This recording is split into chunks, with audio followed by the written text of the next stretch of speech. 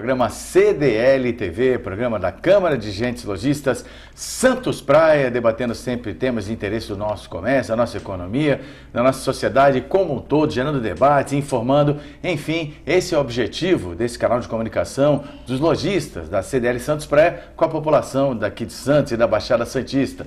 Estamos de volta mais uma vez, agradecendo a sua audiência, colocando à sua disposição os nossos canais de interação. Temos o WhatsApp, o 780533 e o telefone fixo 3289-9495. A gente hoje tem como convidado o secretário de Assuntos Marítimos e Portuários de Santos, o José Eduardo Lopes, vai estar conosco ao longo do programa, e também o presidente da CDL Santos Praia e comentarista do nosso programa, o Nicolau Obeige.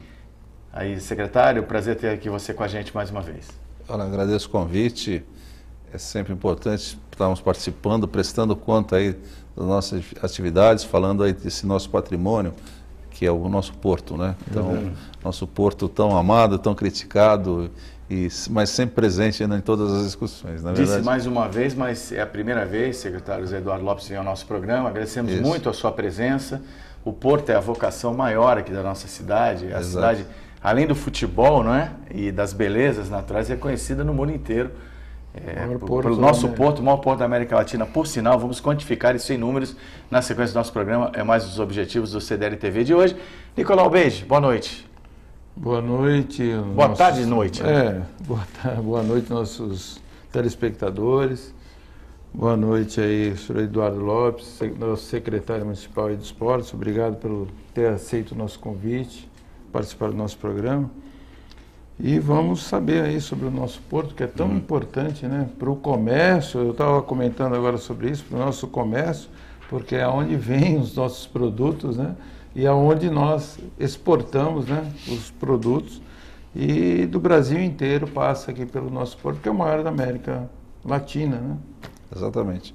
É não só isso, o porto também gera riqueza, gera emprego, gera renda e, afinal de contas, né, o pessoal precisa ter aí condições para poder gastar na cidade, poder, enfim, alimentar outras atividades que...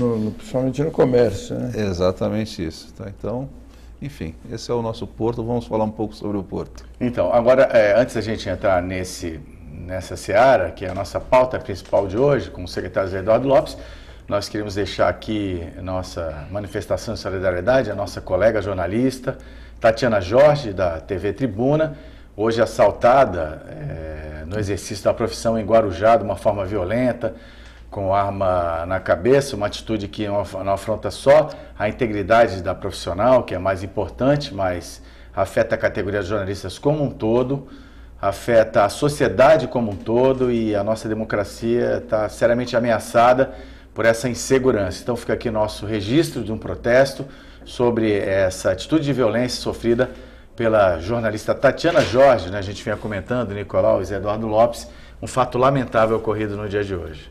Realmente, ao vivo, né? Parecia até filme, né? Quem estava assistindo, quem viu, né? Rapidamente, os meios de comunicações também passaram para quem não viu, né? Para quem quiser ver, está no G1. Inclusive os dois, o assaltante chegando com a arma e depois ele assaltando, mandando baixar a câmera. A insegurança realmente é generalizada. Eu acho que as nossas autoridades têm que realmente repensar o que realmente nós temos que fazer, né? A sociedade como um todo, né? Porque eu acho que nós não podemos simplesmente culpar o poder público nem culpar as autoridades. Eu acho que a própria sociedade tem que repensar em relação a isso, porque os desafios que esses meliantes estão enfrentando são na realidade eles buscam, né, que era aquilo que nós estamos comentando, o desafio. Então parece que para eles realmente isso foi uma medalha de honra ao mérito, tomar esse tipo de atitude. Só pontuar algo importante, né? Claro, o protesto é também em nome de todas as pessoas que sofreram a situação de violência. Por que a gente pontua a questão da Tatiana Jorge, com uma equipe de TV gravando, com autoridades públicas de Guarujá, falando do assunto importante, relevante como o combate à dengue no município, que é uma lição para toda a Baixada Santista, para todo o país. Hoje em dia atacado pela dengue, sofrendo com o aspecto da epidemia de dengue, em alguns lugares com uma forma mais intensa, outros menos intensa, Porém, se nós que estamos aí com a nossa figura colocada publicamente, evidentemente nós temos uma blindagem, porque realmente isso deveria inibir, mas ao ponto que o cidadão chega dessa maneira, o que dirá então o cidadão dito comum? Nós somos cidadãos também, nós somos melhores que ninguém, mas a forma assustadora, a ousadia, a falta de respeito, o desprezo pela lei e pela cidadania que caracterizou esse fato violento. Olha, eu acho importante que as autoridades aí tomem providências de uma maneira geral, mas em particular com relação a essa pessoa. Essa pessoa só pode estar fora do juízo. Verdade. Né? Porque, com certeza semelhante será pego, né?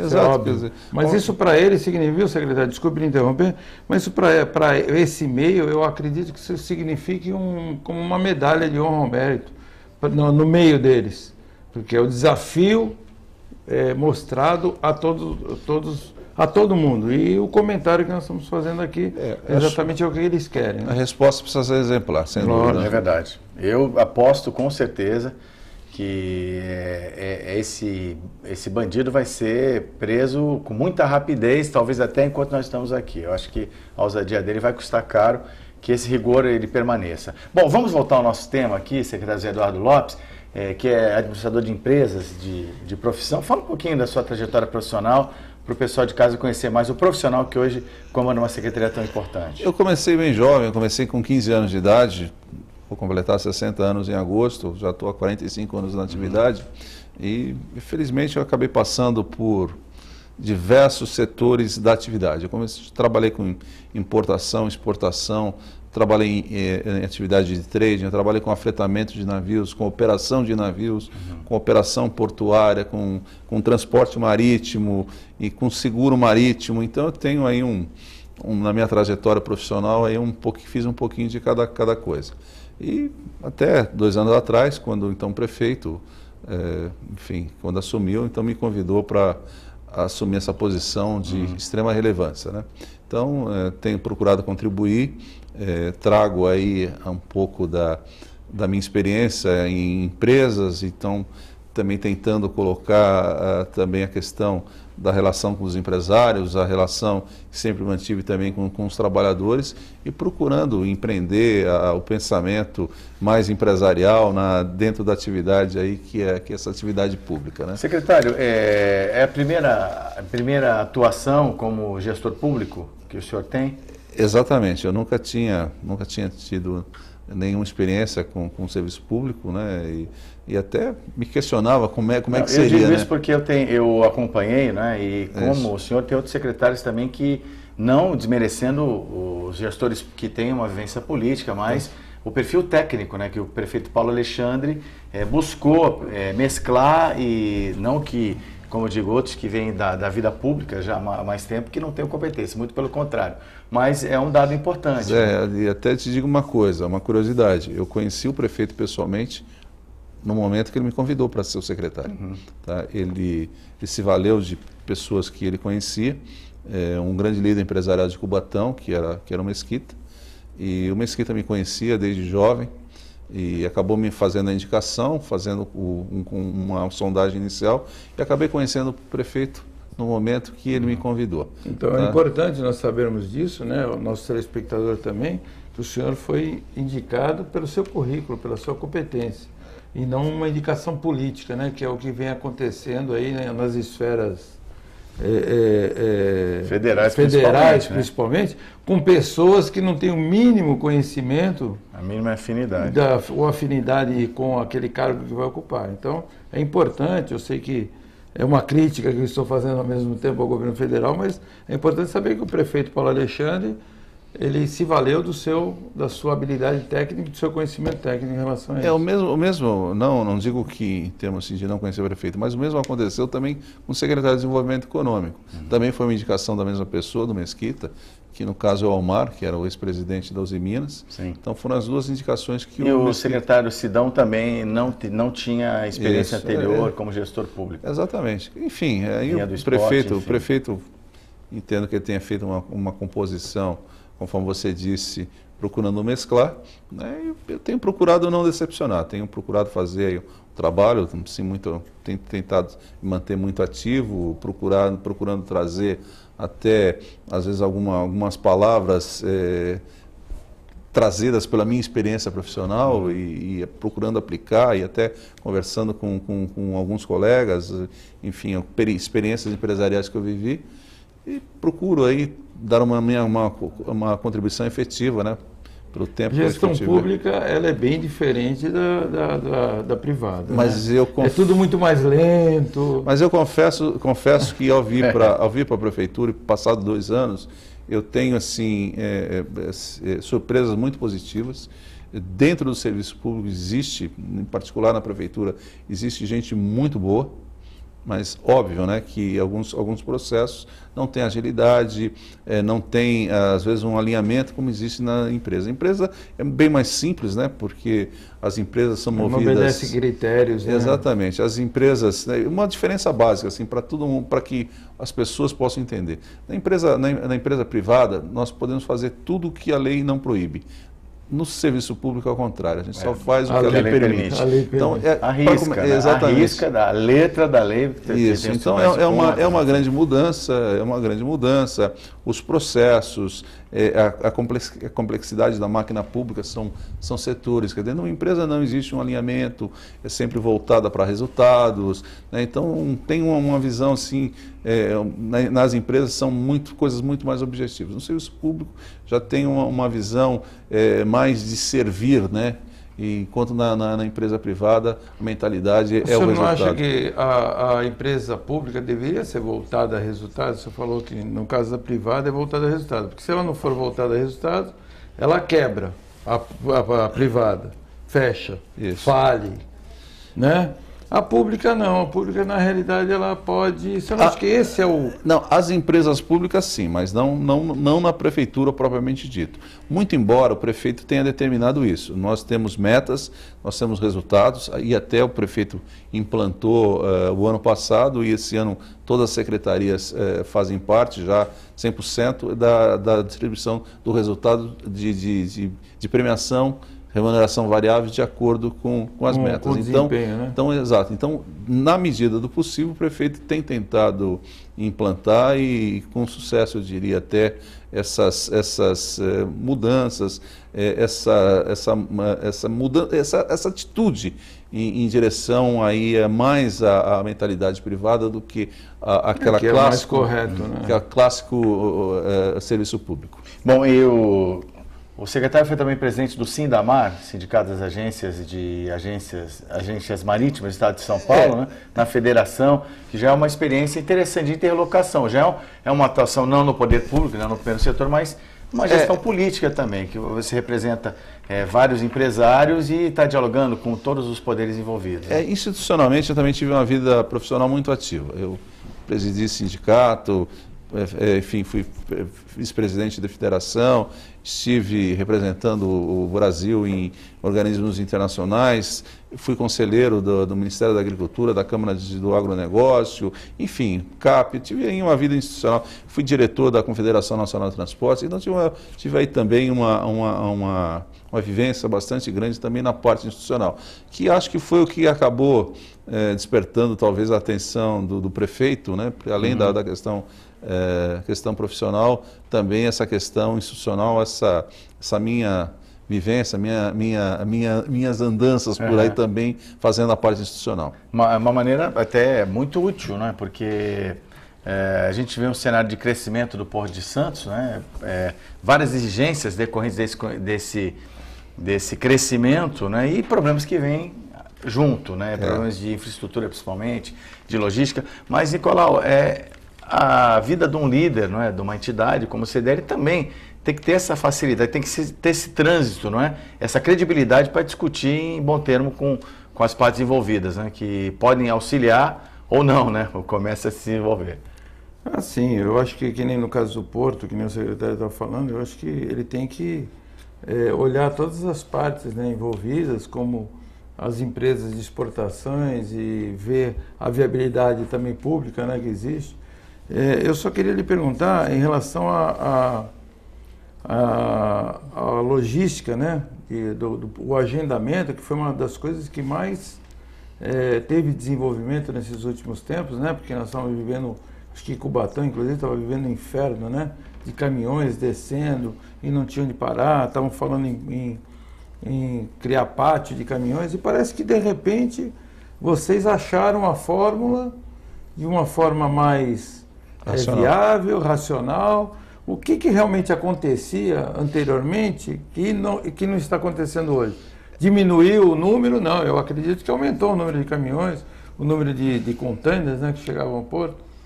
E realmente, simplesmente foi organizado o processo. Havia uma grande desorganização, cada um mandava os caminhões a seu bel prazer. Aí lotava Isso, então o problema da origem, né, que era falta de controle, às vezes falta de armazenagem, era transferido para cá. Então os caminhões chegavam de forma desordenada e aqui a gente ficava discutindo se a gente devia construir sanitário nas vias públicas, como é que ia alimentar os caminhoneiros, como é que a gente ia organizar as filas, quer dizer, é uma coisa totalmente errada. Então, quando se organizou e se estabeleceu a capacidade de atendimento, se estabeleceu janelas de chegada, com a utilização de pátios reguladores para ordenar que essa reta final, que é aqui de Cubatão para Santos, houve uma mudança muito grande. No primeiro ano, em 2013, foi aquela grande batalha de enfrentar aqui os congestionamentos. Já no final do ano se implantou isso, né, que era uma das coisas que nós defendíamos, e 2014 foi um ano de mudança. Estamos ainda em mudança, ainda tem aprimoramentos, alguns controles, muito. Exatamente, mas alguns controles que são feitos de forma manual vão ser feitos de forma automática. Isso abre caminho, inclusive, para a própria cidade também organizar os seus fluxos internos através do nosso CCO, que está em construção, entendimento aí com a própria Codesp. Nós também temos um programa visando aqui organizar o tráfego de caminhões que serve aqui, o chamado caminhões de vira, os caminhões locais. Então, é isso que ao se estabelecer aí novos parâmetros, usar metodologias mais inteligentes, eu acho que nós conseguimos organizar, acima de tudo, dar maior produtividade, maior rotatividade. Uma questão importante, tradicionalmente os fretes dos caminhões, né, que servem aqui, que trazem as safras, subia sempre em determinadas épocas. Com a organização do ano passado, os fretes subiam porque os caminhões ficavam parados exatamente no porto durante então a rotatividade, dias, né? A rotatividade tinha um custo, né, para quem transporta. A melhor utilização não fez com que os fretes subissem. Então isso é uma prova de quando há inteligência, que quando há organização, todos ganham. E é isso que a gente precisa ter em mente. É sempre o bem comum, a organização de todas as atividades. Ok. Bom, secretário Zé Eduardo Lopes, de Assuntos Marítimos e Portuários aqui, na participação ao vivo do programa CDL TV. No início do programa deu um ato falho aqui, vou para o top 5, né? O WhatsApp 7805-3326, 7805-3326. Às vezes o HD dá uma travadinha, né? Telefone fixo 3289-9495. São mazelas do programa ao vivo. A gente retorna já já com o segundo bloco do programa CDL TV. Rapidinho, não saia daí.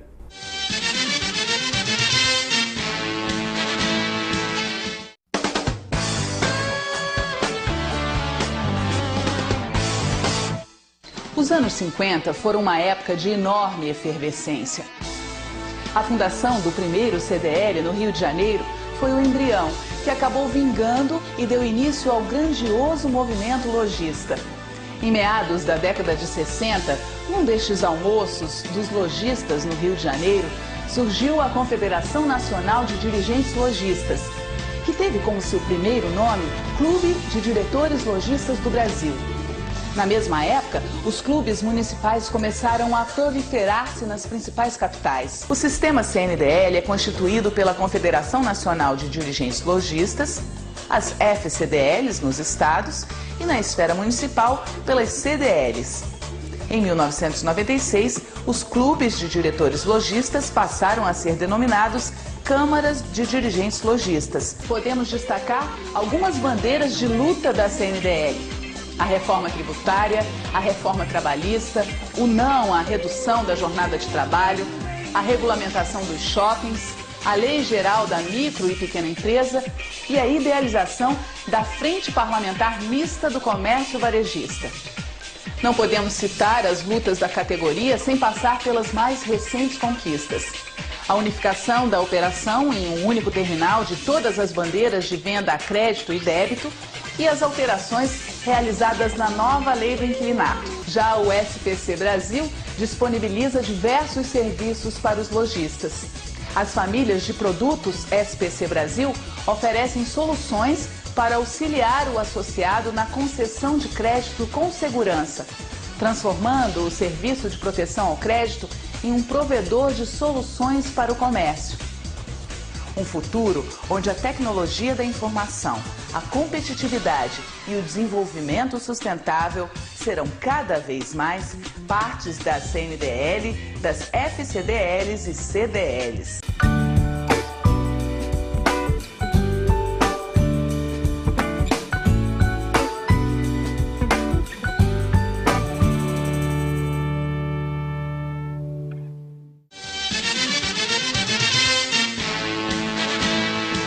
De volta no programa CDL TV, estamos ao vivo, é o programa de televisão da CDL Santos, para agradecendo a sua audiência.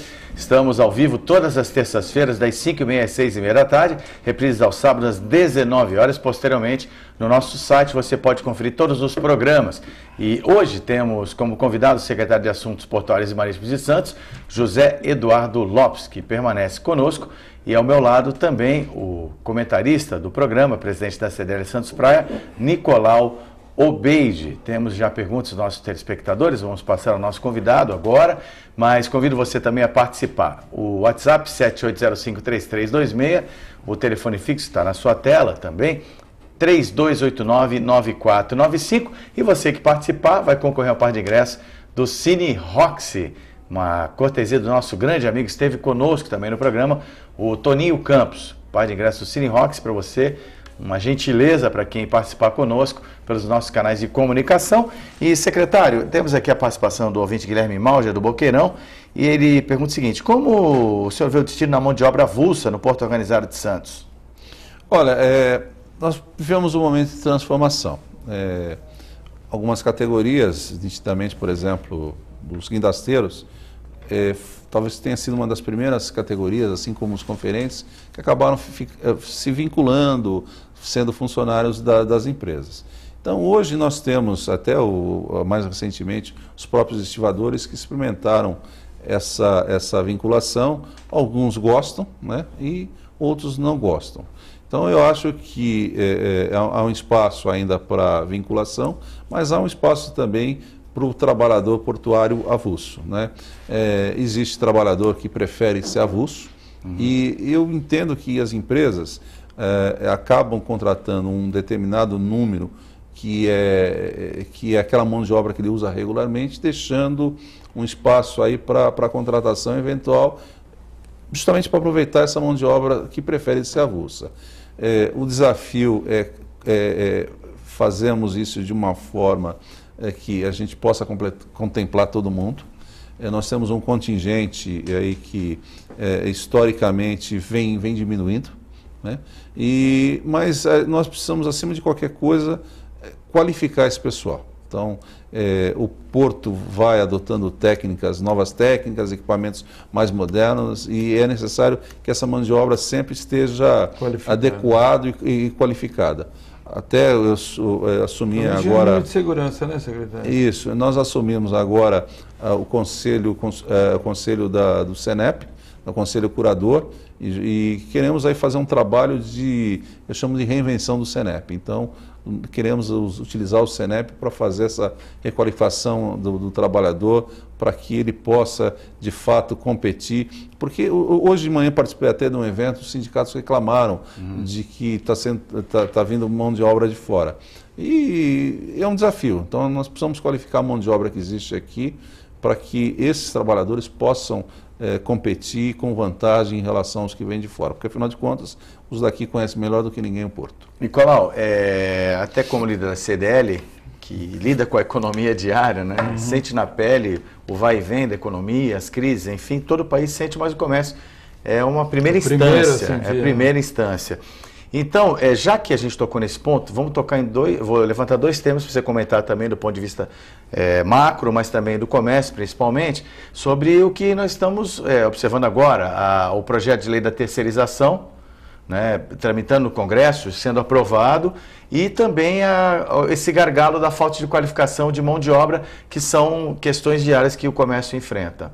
Olha, eu não sei se o secretário concorda comigo, mas quanto à terceirização, eu já tenho minha opinião formada. Eu acho que a terceirização, é óbvio que tem que se observar o respeito à CLT, aos vários direitos conquistados do trabalhador. Só para colocar uma parte, porque o argumento dos sindicalistas é o temor da precarização da mão de obra com salários menores e a desconstrução das profissões regulamentadas, regulamentadas no caso, né, profissões regulamentadas. Os sindicalistas, eles argumentam que com a terceirização vai haver vão mandar um funcionário que ganha R$1.000 embora para contratar um por 800, porque a empresa terceirizada vai estar ganhando em cima desse funcionário. Isso é uma tremenda mentira, porque na realidade a terceirização, acho que o foco principal é a desburocratização da parte de encargos que as empresas sofrem hoje. Eu não sei se o secretário concorda comigo, mas esse é o maior foco. E é uma regularização por uma situação que já existe. Hoje, se você olhar, a maioria das empresas de serviços, eles terceirizam.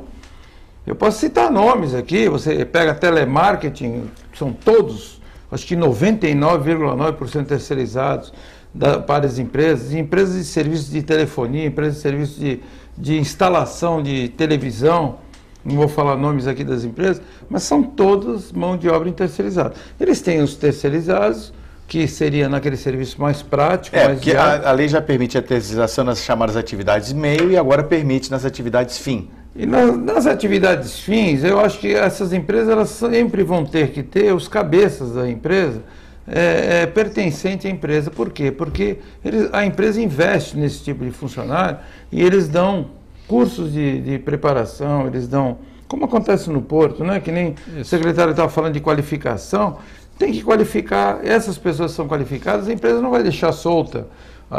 Ninguém vai deixar um funcionário desse solto para ser contratado por outro. Eu não vou preparar um funcionário meu, dar curso de qualificação, investir nesse funcionário para deixar ele solto para outros usarem. Esses eu vou manter comigo. Agora, terceirização, na realidade, eu acho o seguinte, secretário, o mercado ele se autoajusta. Eu acho que quanto menos o governo colocar a mão, eu acho que melhor o mercado se realiza e se ajusta. Agora, quanto à qualificação, eu acho que é isso que o governo tinha que se preocupar, porque é na educação que vem a qualificação. Se a pessoa não tem uma base de educação, ele nunca vai ter uma qualificação naquela profissão que ele vai exercer. E o que nós não temos nesse país é uma educação adequada para gerar qualificação. Isso no comércio, acredito que é a falta de qualificação, mas no caso dos trabalhadores portuários, não é exatamente essa questão, né? Tem mão de obra qualificada. Exatamente. Eu concordo com o comentário que exatamente isso. Trabalhando a minha experiência profissional, o custo de formar um funcionário é alto. E as empresas não gostam de ficar trocando. Então, pelo contrário, até existe políticas de valorização e de retenção de valores, né, de talentos, né? Então, bons funcionários, a empregabilidade está sempre garantida.